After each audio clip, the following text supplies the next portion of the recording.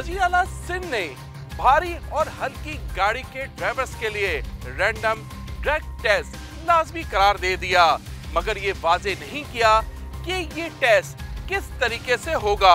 तमाम heavy light transport पे और पब्लिक सर्विस व्हीकल पे ट्रैकर और डैश कैम लगाना भी लाजमी करार दे दिया गया।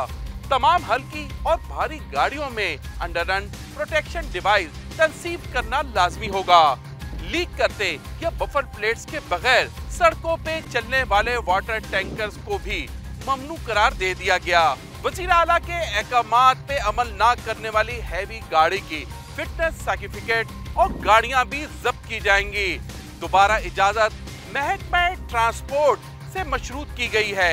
हुकूमत ने कराची में हैवी ट्रैफिक की रफ्तार की हद 30 किलोमीटर फी घंटा रखी है। अब देखना यह है कि इस पे अमल दरामद किस तरह कराया जाता है।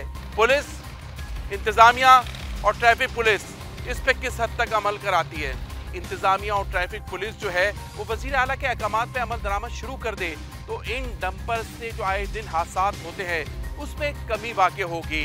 कैमरामैन बीके के साथ इमरान अहद खान, डॉन न्यूज़, कराची।